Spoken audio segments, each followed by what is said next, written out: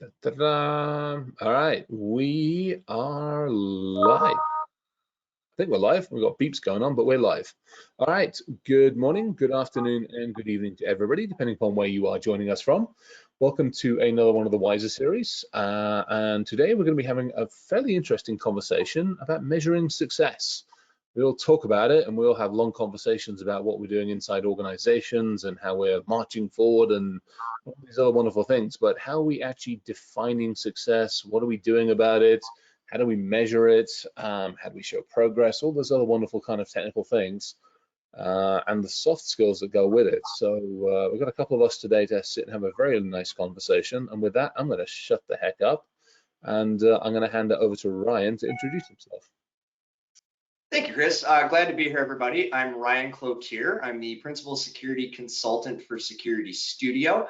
I've been doing this for half of the gray hair, and I have a really strong passion for the human side of security. So I love the technical, but I really do enjoy the human element of it. So I hope to be able to share some of that passion with you guys today. Awesome. Thank you, sir. Gabrielle, you're up next, sir. Yeah, well, the founder and the CEO of Wiser, we've been doing this is, I think, the number 22nd webinar that we have been doing. I'm really enjoying it. I'm learning a lot from it, and I love the panelists, the discussions, and the follow-ups later. So really, really fun discussions. So thank you, sir. Gopal, very, very nice to meet you, sir. Nice meeting you, Chris. Nice meeting you, Ryan and Gabriel. So I'm Gopal Padinjaravital, CISO here at Auto Club Group. So Auto Club Group is the name of the company, but the brand that I represent is AAA, Automobile Association of India. So we have been a 125-year-old company. And as like both Gabriel and Ryan, my interest is in human element, right? So looking forward for an interesting conversation. Yeah, you guys must have. I mean, I actually, gosh, I remember coming to the US and doing some stuff because I mean, I came from the UK where we had the Royal Automotive Club and AA and all that kind of stuff. You come over here and you got the lineage is amazing. And then I always remember those damn trip books and all this kind of craziness and how your life and the organization's life has changed over the last like 20 years or so. Probably way more so than everybody else's. This could be a fun conversation. Yeah, and then one thing that I said was this organization was started by 5 people back, I think 125 years ago, when there were 18 million horses on the road and 2,000 cars on the road. Okay, and people said this technology called car, which people were getting scared of running away from, right, is going to transform people's life, and we need to have an advocacy to promote those. So every time you wear a seatbelt, remember it is because of the advocacy of AAA. Oh, that's fantastic. How times have changed. Oh my gosh, how times have changed. All right, so let's get into this. Quick shout out to the audience. I got halfway through typing it open. I squirreled as normal. Please feel free to ask questions. I've got the Q&A panel up, so we'll have a good conversation. Matt's already put a comment in there, so good morning, everybody. As I said at the beginning, we're going to talk about success. How do we measure it? How do we communicate it? How do we define it? And then what's the value? And what are these KPI things? And the heck is a KPI, to be perfectly honest, as well. So I'm actually going to put this one in Gabriel's lap just for a second. This is definitely one of those topics that Gabriel and I talked about. He was definitely the, hey, I'm really interested in this. So Gabriel, do me a favor, just set the scene a little bit, if you don't mind, please, and then we'll hand it on to our two esteemed guests. So just to tie it also to the human aspect, because, this is sort of what I'm focused on. The question is, do we feel protected? The company, the people. Now, the thing is that the answer is not yes or no. The thing is that many people don't even understand why they need to be protected. What from? So it's hard to measure success when I don't feel the need to be protected. And we see that often, especially with small businesses. Why would anybody even, breach me? So the question of success starts with, do people understand that A, they need to be protected, and then, you know, from there, are we protecting them? So this is just sort of, you know, from the human aspect, how I see this. And I see that a lot, you know, where people are just not aware of the need to be protected because they have nothing valuable, you know, both people and businesses. So it's hard to define success when you start at a point where a company doesn't feel they need to be really protected because they have nothing to lose. Interesting. Ryan, any thoughts on that one, sir? Well, I think, you know, Gabriel brings up an interesting point, and the root of that is risk, right? And risk, just like success, is unique to your tolerance. Quick example, someone may define success as the amount of money in their bank account. Another person may define success as the amount of humans that they've improved their life, right? Those are both valid answers of success. Same with, am I protected adequately? Well, the first question I ever ask anyone is, what's your risk appetite? What are you willing to accept? We all have to accept risks. And I think one of the challenges we have and why it's so hard to make a KPI or to define risk is that we don't have a standard baseline of what risk is. We don't have a standard baseline of how to measure that. And because of the lack of that, one organization says, yeah, we're doing great. We've done all the checkbox stuff. We're good. We're safe. We're protected. Another small business says, well, I don't even have anything to worry about because I have nothing that they want to get. And I think the reason that that continues to perpetuate is we just haven't done a good enough job of articulating what the risk is in a way that's measurable, in a way that we could actually build a KPI of success against. No, that's kind of my take on it. Yeah, that's an interesting way of looking at it. I like the fact that yeah, that's a good one. I'll unpack that one in a second. Go, Pal. Any thoughts on that one? Yeah, so I started my career not in IT, but in a petrochemical factory where if you worked in a factory, safety was a big concern because safety, I mean, you could lose life, you could lose a limb, right? Safety as a culture was a big theme in those areas, right? And I think we have gotten great success in promoting a safety culture in factories and all those things. Now we are coming to, when you come to security, it's again the same thing. I think Gabriel has been doing a good job about this is a hygiene problem we need to, right? So when you look at success, how do you define success, especially in cybersecurity? So the reason why I went to the safety is we used to say that safety is a reality and safety is a feeling. You can feel actually safe, but you're actually not safe. You can actually be very safe and be paranoid about I'm not safe. And security, I think Bruce Schneier has actually said the same thing. Security is a feeling and a reality. Now, to me, the success is when reality and your perception of security is matching. And that leads to, I think Ryan was right around the concept of risk, but I'm going to throw in a new word called trust.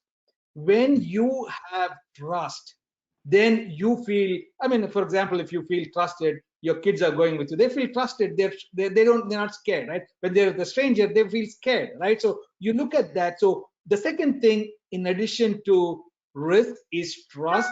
And if we can establish that trust with our customers, with our employees, with our partners, that the data that when dealing with us, they can have that trust and they can not only feel secure, but they're actually secure. So the feeling of reality and that feeling and reality, if we are able to get it as close as possible, I would define that as success.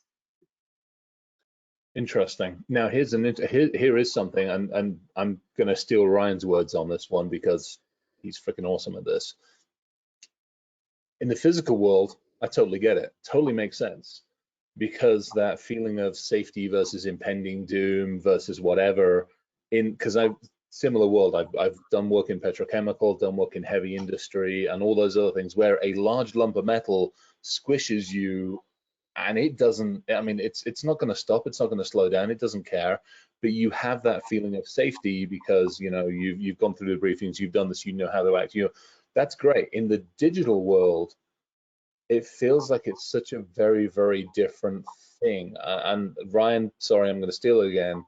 We're very much an analog human, and we're trying to navigate our way through those digital minefields, and the consequences aren't the same, and they're not as immediate. If I lose something in the digital world, I might feel it eventually. If I lose something in the physical world, my arm's gone. It's gone, or my leg, or whatever unfortunate accident that might have happened. So it's really interesting seeing how we actually deal with that and how do we measure that success. Any thoughts on that one at all? Gopal, I'm interested in your thoughts on that. I think the difference in the physical world where we lose something, we don't have it, right?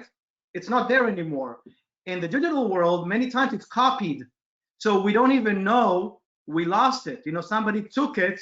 And so I think that's also why people find it hard to see the damage, because sometimes the damage is not immediately. Sometimes it's over time and you don't even know where it's coming from. You just think that it's bad luck, the things that happen to you, versus you see an immediate danger, you know, your arm is cut off, that's it, you don't have an arm. With the digital world, it's a little bit different. You just can't see the danger coming to you. And even when it happens, you don't feel that it hit you. So you sort of attribute it to other things. Sometimes just luck, you know, oh, it's bad luck. This happened to me because of bad luck, not because of something that I did. So then the question then brings up as well, it's actually Matt just put it up there, is there one success metric that rules them all, or is it variable based off of situations or stuff like that? So I'm interested now, and Ryan or Gopal, any thoughts on that? I think if you can show successful reduction of risk against your transparent risk appetite, so you do the hard work to map out your risks within your business, your processes, your data. You do the hard work to map out the impact of those risks. If you can show measurable progress against reducing, because there is no elimination of risk, you can't get rid of it. It's always going to be present, right? At least in some residual form. But if you can show tangible reduction as best as possible, I think that's success. The physical example I'll use is a sprinkler system. The sprinkler system in a building reduces the likelihood that when a fire occurs, that it will result in catastrophic damage. A sprinkler system does absolutely nothing to prevent a fire from starting. So I think that in the world of security, it's the same thing. We're never going to be able to prevent the fire from starting. And today I feel like that's what we're trying to do. We're trying to eliminate it altogether instead of manage it in a way that limits the overall impact. So that goes back to Gopal's, that goes back to your thing with the whole safety belts and everything else. You're not going to stop the crash from happening, but when something does, at least you now have controls, protections, all those things in place. Go for it, sir. You were going to say something. Yeah, so I think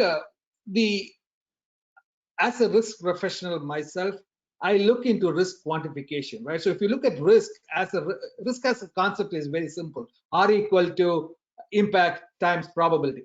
We are very good we know the impact. We are going to know the impact. If something happens, if a car comes and hits me, I know that I'm probably going to die, or right? Impact is pretty clear.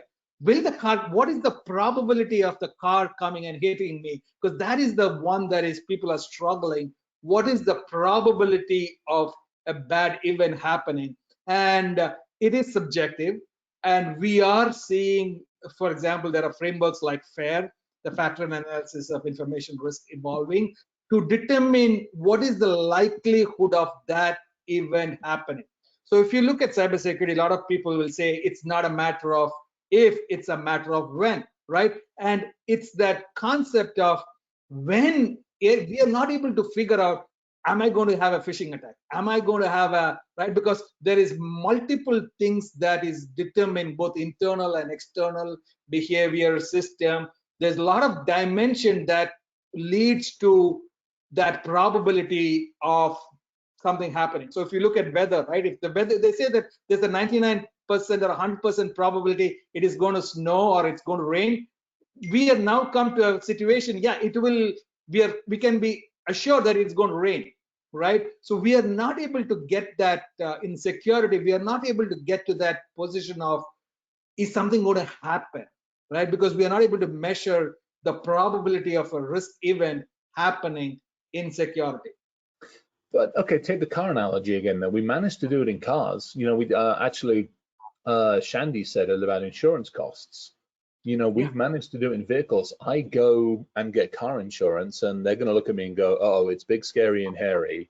What's its, you know, what's its risks appetite? Is it likely to be Lord Leadfoot as he goes down the road at 120 miles an hour? Probably. Is it likely, you know, and what's it driving, and how's its record, and all these other, the record is an interesting one, and I don't think we do that in our industry. And so I'm interested in this one because I think we can use that car analogy in our industry, and I don't think we've done it. So I'm going to shut up. Ryan, you looks like you want to say something. Yeah, well, so you're touching on risk in context. Yeah. Risk in the automotive world, we have contextualized risk. So for example, yes, if I step into a roadway, there is a likelihood I will be hit by a car. Now, if I step into a deserted dirt road in the country at 1 in the morning, the likelihood is very low. If I go walking across a freeway in a major metropolitan area at rush hour, the likelihood is very high. So it's risk in context, and the automotive industry has done a phenomenal job over its multi-hundred-year, and we cannot forget to point to the fact that that's a mature industry in comparison to our industry, but they've successfully put risk into context, and I don't think we have. Am I worried about phishing? Yeah. Who am I most worried about? I'm most worried about the admin. I'm most worried about the C-suite.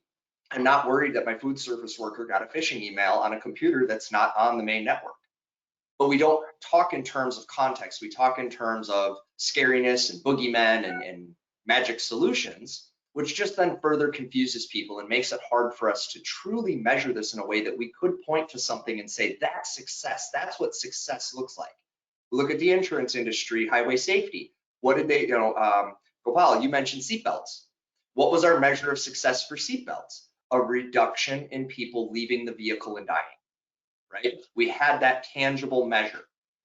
And I think in our industry, we are only at the infancy of even being able to identify our risk, let alone contextualize it to the point that we can measure it effectively enough to point to success. So yeah, I just add, right, because risk and behavior are right. So if you go drink and drive a car, that's risky behavior. You're likely, no matter whether you have a car seat or something, you're likely to have, right? So the concept of risk and human behavior, in my opinion, are very attached, and that is something that we are struggling, not only in automobile world also, because people are texting and driving, people are getting distracted, right? So that distraction, the human risky behavior is something that is actually, we should be talking about risky behavior. We know risky behavior in real life. We are not very sure about risky behavior in our digital life. That is something that we need to let people know. There is risky behavior in digital life, right? I want to add something. So two things, both of them have to do with cars.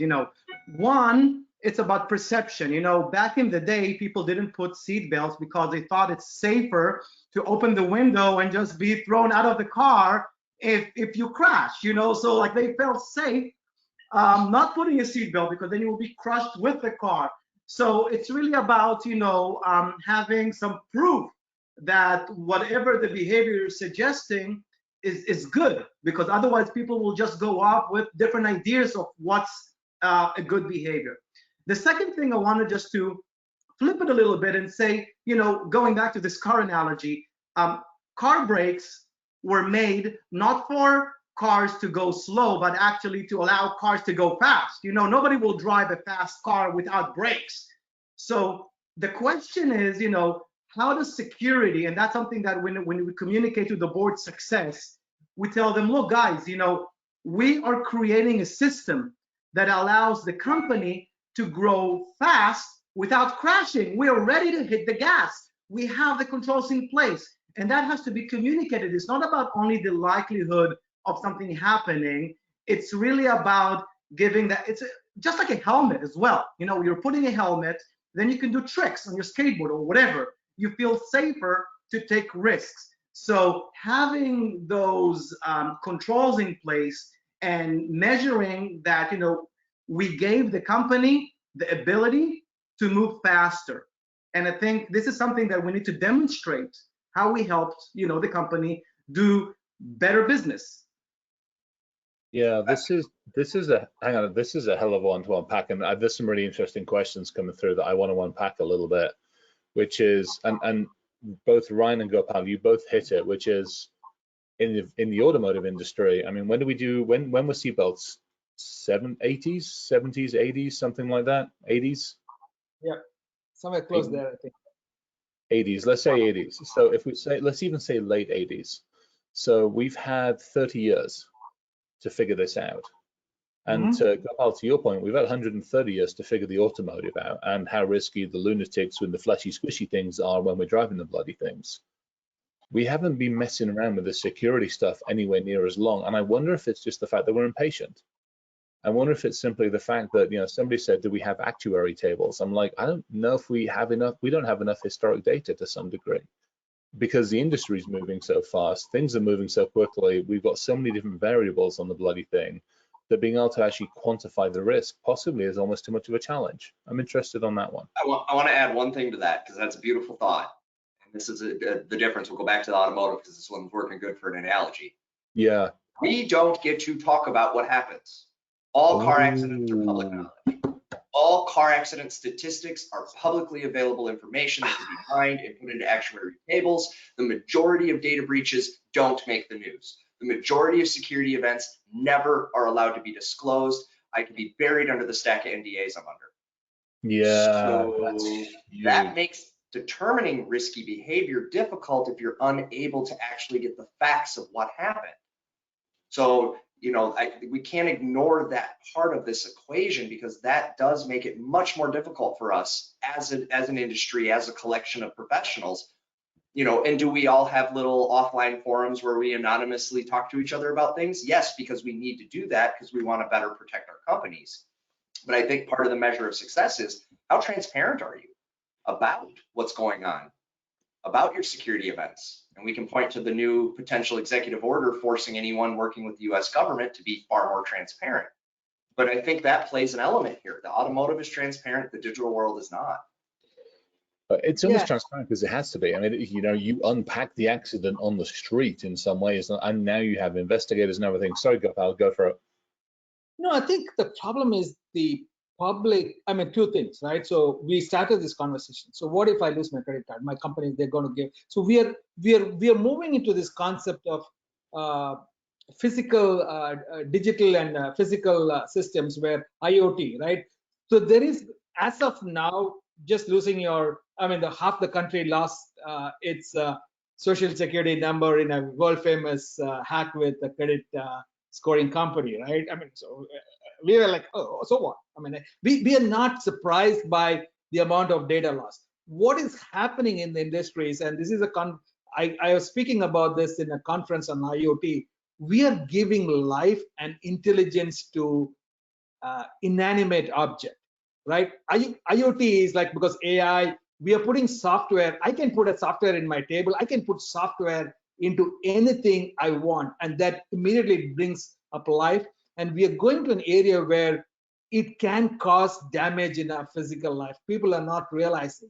And the difference between automobile and here is the speed in which the cars were being developed. It took a long time. It was slow and right. Whereas the acceleration of technology, the exponential growth of technology is what is worrying people like me, because we don't have the luxury of 100 years here, what we had in automobile sector, right? So with that in mind, measure what I look at. How do I measure my security program, if you want to call it? I look at two things: how mature I am. So, right, what is the maturity? Am I from a people, process, technology? How mature I am? And maturity takes a long time. So if you want to talk about the analogy of a driver, to get a license, you need to prove that you're worthy of driving a car, right? I mean, you have to show that. And then you drive, you get into an accident. So the second thing is the readiness. So one thing is that as an organization, are you measuring the maturity of your cybersecurity program? And the second, then we also need to look at is, are you measuring your readiness? Can you be put in risk today given the threat landscape, right? So we are looking at that through two lenses and two specific measures and two specific metrics that we are reporting at the board level. One is, how is the maturity? And we are using the NIST framework, right? NIST CSF as a maturity framework. You can actually use the CIS critical controls or something to look into your, or the MITRE framework or the kill chain, to actually look into your readiness of, are you ready if a car comes? I think I like the idea that Gabby was talking about from a brake perspective, right? If something crosses your road, is your brake good enough to stop from 60 miles to 0 miles within seconds, right? That is what we are looking at. Those are the two metrics that at least I'm looking at, is your maturity, your readiness. Yeah, it makes a lot of sense on that one. And that's, I mean, to some degree, this is how we go through to the communication. I'm interested in this one because the car analogy is huge. We're getting a bunch of folks on this one just kind of talking about it as well. What I'm interested in is taking this and how do we unpack this enough with what we know, with how we know, with the maturity or lack thereof that we have it.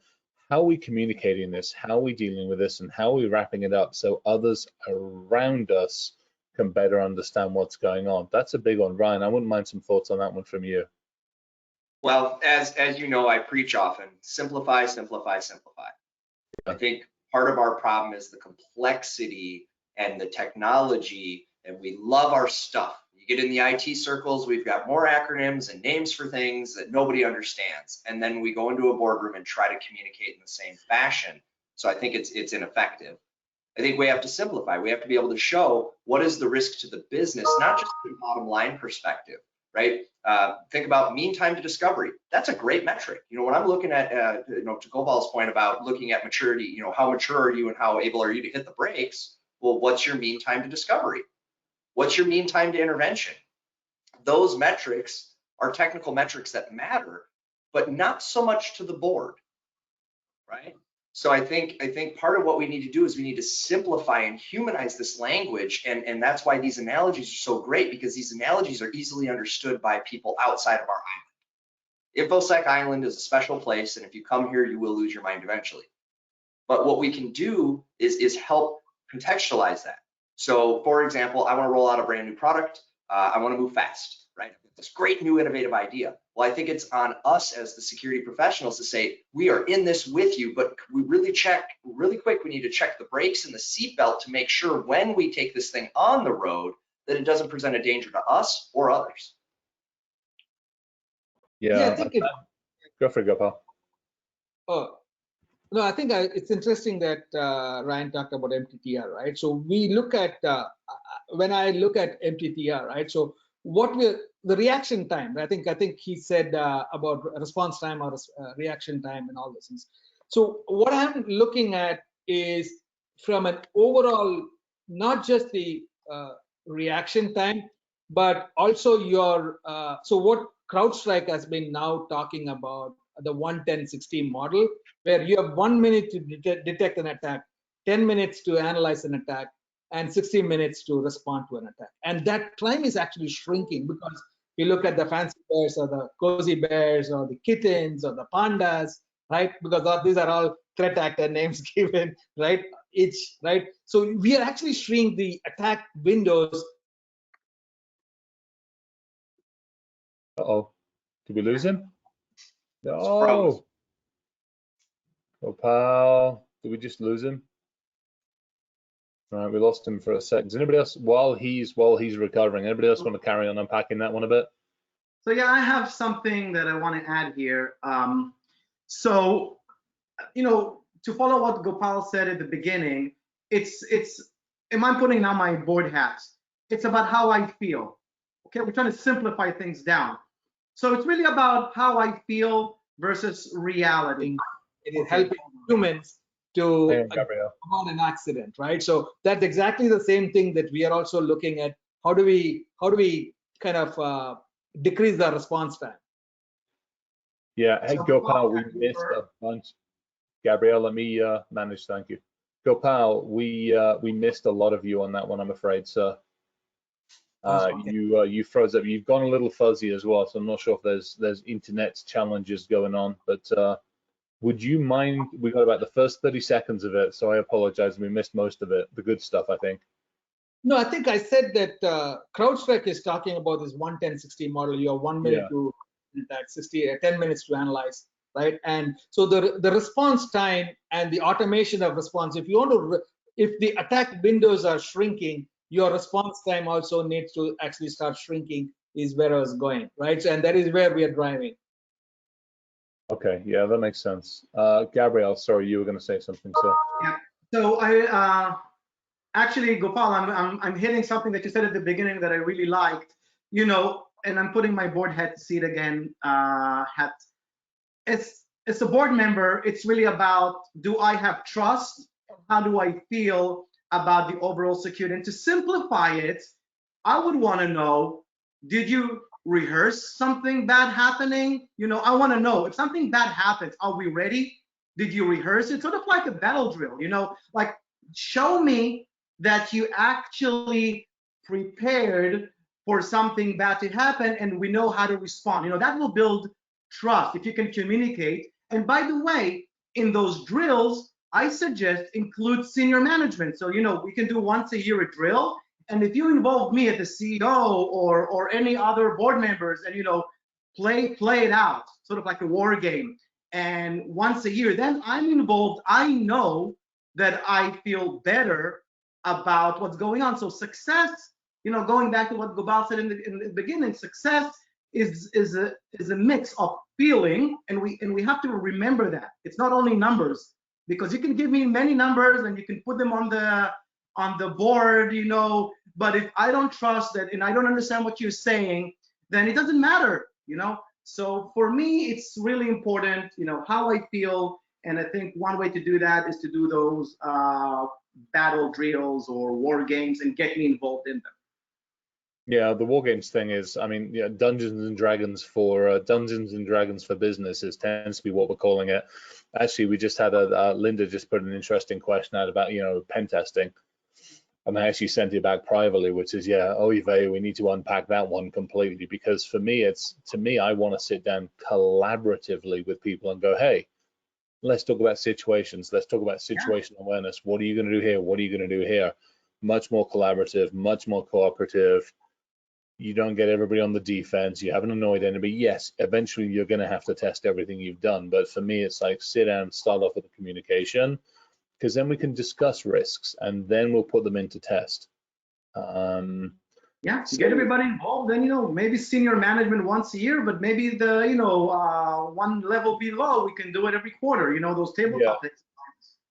Yeah, it's we got a ton of questions. I'm going to try and unpack some of these if I can as we go through it. You know, there's a question from Brian. We talk about actuary tables, and again, to me, the actuary table thing is great if you have all the information, if you know the 10,000 breaches that happen and you can quantify, put the risk, put the understanding, realize all the logic.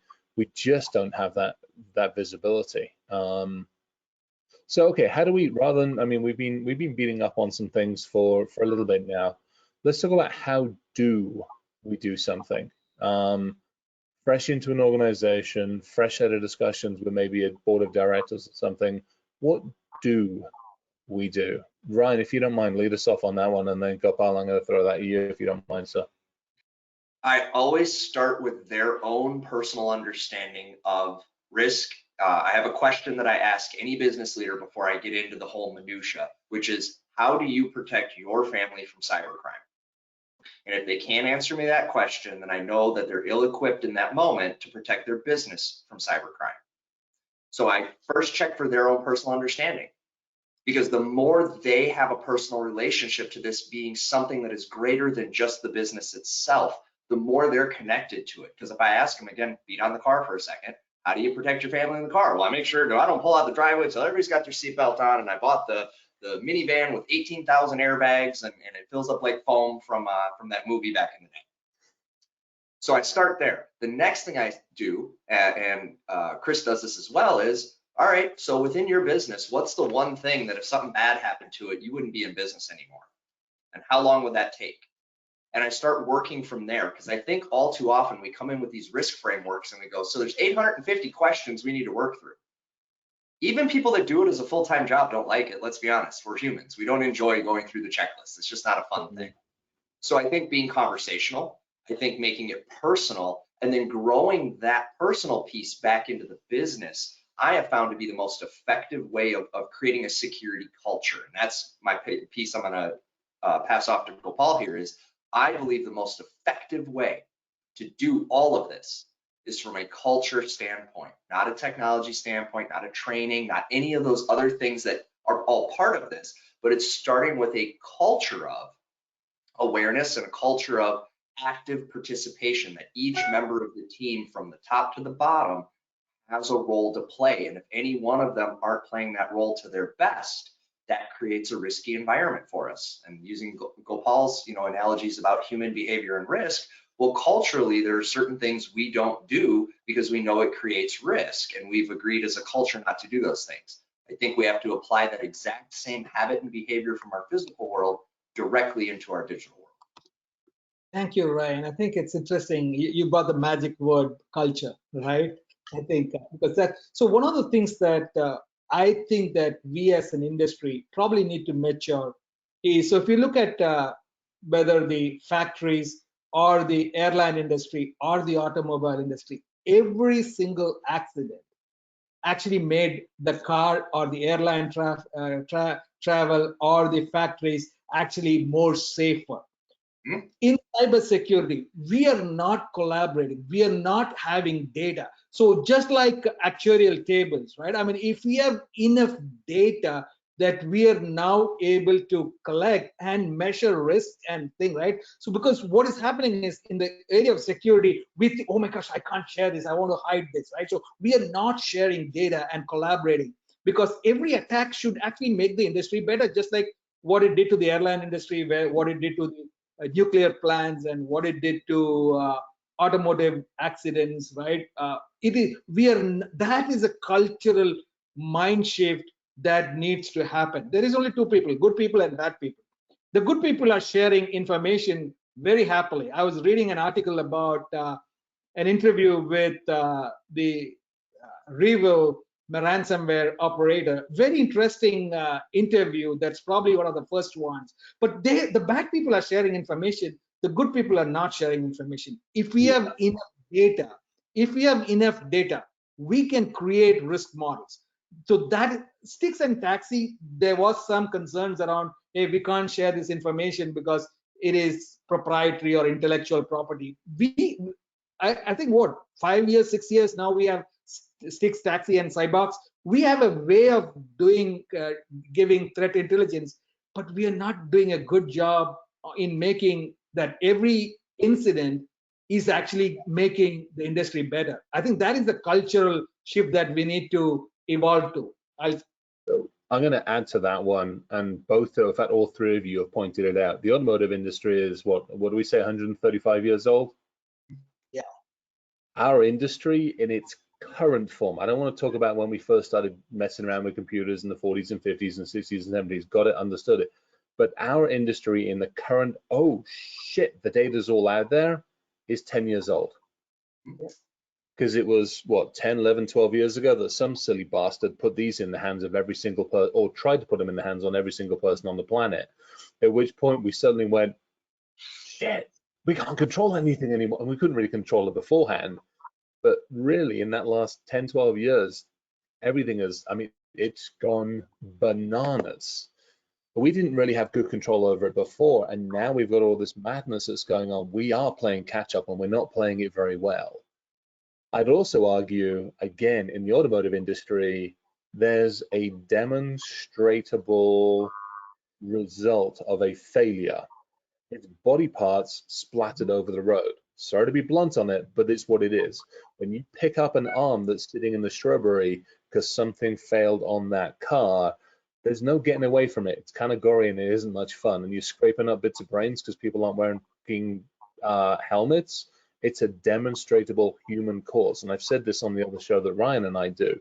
Until we step over more bodies to get to the keyboard in our industry, we're not going to share information as effectively. Basically, until we kill more people, nobody's going to be like, we should really step up this whole risk thing.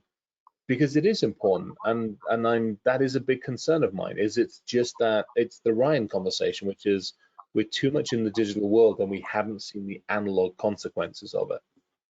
I want to just to push Wiser here for a second, because there is a reason here. Oh, I you usually go. don't talk about Wiser, but I think there is a good reason, for mentioning it right now, because sharing information is something that I deeply believe in. And what we started to do recently, we started to interview victims. So I don't know if you've seen some of the Wiser stories that we have been posting on social media, but they're basically, we're talking to victims, we're listening to the stories, we're taking that, we're anonymizing them, and then when we have an actor telling the story. So, this is sort of how we are trying. I urge other companies to do that as well. If you want anonymity, there are ways to do that. You don't have to point to the company, because it doesn't matter, right? What really matters is the actual story. And this is something that we've been doing, and it looks like it's successful. We just started it, but I'm really the reason I'm saying it here, because if there are people out there that have stories to share, because almost every company has either been breached or almost been breached, reach out to me. I would love to hear your story, because we want to dramatize it. So that's one thing. Second thing, a little bit about how to measure success. First of all, I would always celebrate success within the company. So if something did almost happen and we were able to stop it, or an employee or one of the team members pointed it out, mention it out, maybe in the town hall, mention it in order to build that culture. And also measure things that are not just, hardcore KPIs, like are people coming for the security team to the security team and sharing different technologies they want to use, because today people just overwrite security policies by using shadow IT. They come up with their own solutions, and then we're in trouble. So if we are now seeing more people, for example, coming into the team, to the security team, and hey, can I use this? Can I use? That's a great sign that they actually care. If the security team knows about which projects are going on, so how many projects are we aware of in the security team that we're not surprised, we're not after the fact, they involved us during the beginning of the project. That's for me success. So success is not only incidents, yes it is, but it's also those soft things that we can easily collect. We can measure them. We can measure how many projects we were brought in the beginning versus at the end. So this is just a few examples of things we can do to sort of feel that security culture building up. I love what Google is doing, because one of the things that I've always said is security awareness training. Training is boring. I hate to take training. We need to move away from traditional training to storytelling. And stories are powerful. Humans as a culture love stories. My kids learn value and ethics through stories that I read through the book or the bedtime stories. Humans learn by stories. We need, and I love what Gabriel is doing, is bringing storytelling to security awareness. I think that's the only way. I mean, we have success. I mean, that's the only way that humans have ever learned, right? So thank you, Gabriel, for bringing that up. Okay, Gopal, I want to go ahead. Sorry. Yeah. Gopal, I actually want to hit that one pretty heavily, because there's something Ryan and I and a couple of others are doing a bunch, which is real good message from James on this one, which is contextualizing the risk so that execs, leadership, management understand it. How do we simplify and get the accuracy? In other words, what are the best metaphors to use for this one? I love the car metaphor. That's a really, really interesting one. We've done some stuff on that one, but has anybody got like a favorite way to actually have a discussion with leadership? Anybody on this one? I go back to what I do. I talk to them about them. I get involved in their personal, how, you got kids in college. Well, let's talk about that. Have we frozen their credit? Do they have text alerts set up on their bank account so they can see the money move? I take all the corporate stuff and I just put it to the side for a minute. I build a relationship. I start a channel of communication. I tell stories. So I love, Gopal, that you touched on that. The power of a story, and Gabriel, hats off as well, man. That's amazing. I did see some of that. I'm like, this is pretty good, right? Because it does take that. It needs to be entertaining. Let's just be honest with ourselves. This industry, a little dry. It's just a little dry. So we need to jazz it up a little bit. We need to have those meaningful conversations. We need to show compassion and care, because nobody wants to participate in a culture that doesn't show compassion and care to their concern. And we haven't done that traditionally. We've focused on insurance and breach and lawyers and all these cold things, instead of having a conversation about, the long-term impact to your children if their data is compromised, the long-term impact. I just got done helping somebody undo a terrible scam that their parents fell victim to, right? It's those personal conversations and personal connections that I truly believe will be the thing that moves this forward. As long as we keep talking to them in business context and hard numbers and dollars and those things, it doesn't ever become real for them. And I think that the key, and I haven't skimmed this yet, but I believe that the analog mind struggles to comprehend digital risk for biologic reasons. Same reason that you watch something on TV and you see a car accident and you're like, whoa, that was entertaining. But when you see a car accident in front of your face, you're, whoa, that's traumatic. So there's something in that element. So back to the stories, personal connections, take the time. Now at a board level, you can do that. If you're in a 30,000 person company, you're not going to be able to make that personal connection with all 30,000 people. So what you do is you build it with the C-suite and encourage them to build it downstream to the management, who then is encouraged to build it downstream to the direct reports. And I think that's the most effective way. Yeah, make it a benefit, instead of a chore, make it a benefit. Hand people the ability to train their families, to educate their families. This is the benefit that we as a company are providing you, your kids, your parents. When that happens, it's a whole new conversation versus you have to watch this because we're going to lose money if you don't watch it. So it flips, and I know that it works. Like I get so many feedback about the things we do, and this is what we're mostly concentrated in it, because also the training itself, like the way people are attacked on a personal life is almost identical to how a company will be attacked. So why choose somebody else's money? Like tell them what will happen to them. It's just a better story to tell. The only thing we all have to be really careful about, and again, the problem is in our industry, 20 odd years ago, we ran into the CFO's office and we went, I'm going to have a firewall, otherwise all hell's going to break loose. 15 years ago, we did the same thing with IDS, IPS, and it was this. We keep going back to the well, and we keep saying, well, we need new tech and we need to have all this, or else the sky keeps falling, or else, and if we don't do this, bad things are going to happen.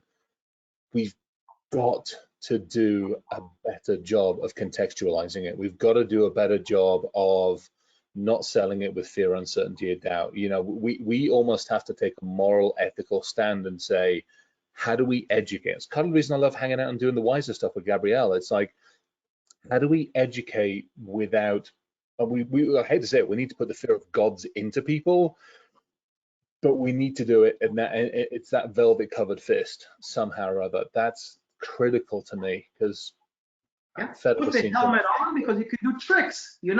That's the discussion. It's not because it's going to break your head, because it will allow. I feel more comfortable that you can go out with your skateboard if you have your helmet on, and if you have your wrist guards, you can maybe do more tricks. So it's about the opportunity that we have if we protect ourselves. Yeah, and I think one thing. So one word that I want to throw out is engagement. So there's a bunch of CISOs and people in security. Oh my gosh, we need to do something. But we need to drive engagement with the developer, because it's not just a CISO's job. It is everybody's job. So one of the things that I did a panel session on CISO communication, and I said the CISO should be good in communicating up, down, and sideways. CISO should be able to engage and have a conversation with the technical folks. He need to be having a conversation with peers in the C-suite. Then he need to able to have a conversation that is context driven with the board, to the regulators, and to the customers, right? So the four-way conversation engagement, and you can't have a conversation without having an engagement. We need to learn, right? This industry sees, like I like the way that you said, Chris, is that this is a very nascent young industry, and the futures future CISOs or security professionals should be able to tell stories, should be able to engage with different stakeholders, because this is not just a CISO's job anymore. Yeah. Right? So we need to drive that And engagement. that's where the education comes in, the storytelling comes in, the communication, this again, this is something we all talk about. I think definitely, Ryan, I know you do because of how you've got the S2 side of the world set up. It's not just focused at here's the company. How do we help the human? That's the education, Gabrielle. It's like, you know, and Gopal, it's the same thing. It's like, I'm not just going to teach you how to take care of my company. Quite honestly, I really don't care. If I help you understand how to be a better human in the digital world, that'll percolate everywhere. You'll look after your kids a little bit better. You'll look after your parents, your grandparents, your friends, your family, and I'll benefit from it. But that's a huge mindset shift. Mm-hmm. Yeah, because a lot of the people in security are very technical, so they bring in their passion, right? Their passion is the command line for many people. So we need to add the human aspect. We need more psychology, more entertainment. We need to involve different departments like marketing, because they know to deliver a message. They can help tell the story.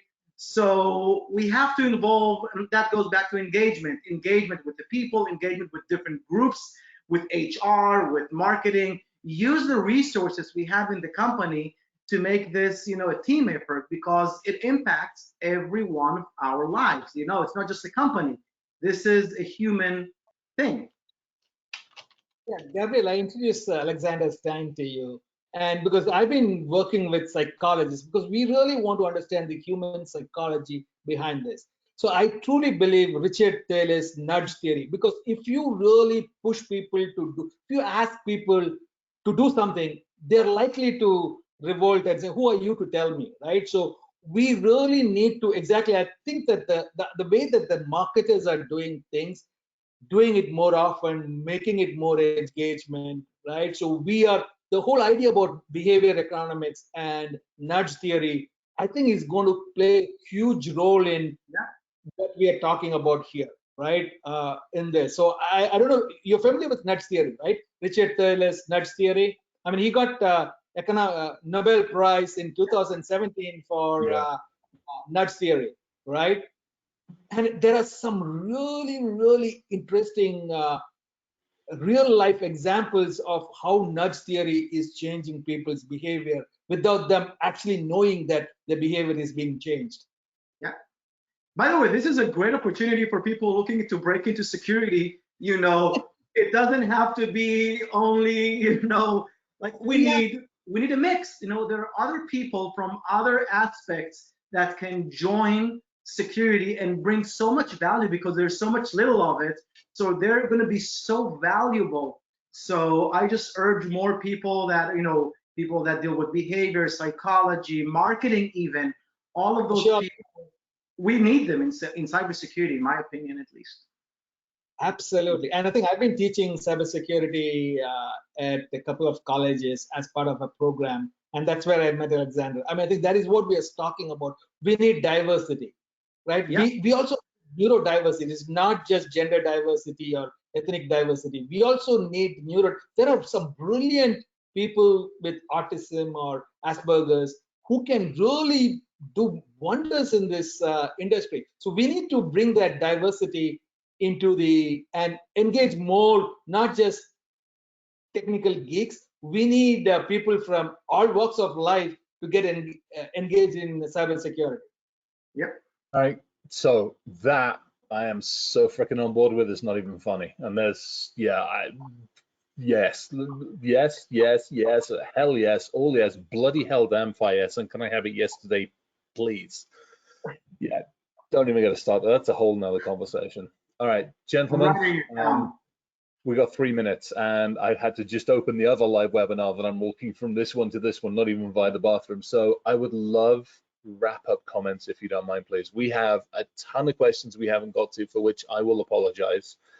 We have a ton we got to. I'm not sure if we've really even hit all the questions that we've kind of set out to, but I don't care, because this has been a freaking awesome conversation, for which I am grateful. Final comments, please, from each of you, if you don't mind. I'll just go with this. focus on safety, focus on accountability, okay, specifically in the vendors, software makers, focus on relationship and storytelling. If you do those things, you will make progress. You will become successful. I love it. Measure what is meaningful, right? Just don't go and, for the sake of measuring, whether your KPI or something, measure what is meaningful. Measure what will move the needle forward, right? So just be careful on what you're measuring and measure only things that will take you forward. Yeah, I love that. And Gabrielle, sir? Focus on making an impact in people's life. Start with, whoever you can. If you can show them how to turn on two-factor authentication, multi-factor, whatever it is, talk, share, make online safety a basic life skill for everyone. And, have that mindset. It's not only in your team, it's everywhere, and that will build you up as well. Yeah, I love this one. Thoroughly appreciated the conversation, the diversity conversation, the human conversation, the storytelling conversation, the how do we do this, how do we communicate. These are all the things that we talk about on a regular basis. I just think we need more of them. And unfortunately, we don't have in our industry the 135 years to learn. We've got to do it a little bit faster, unfortunately. So with that, thank you to everybody for listening. Thanks to all the crazy and amazing questions that came in. Thanks to everybody hanging out here. This will be available obviously on recording on the WISE website. Gopal, Ryan, Gabrielle, absolute pleasure this morning joining you. Thanks to everybody, and have a good one. Take care, please. Thanks everyone. All right, bye-bye. Bye.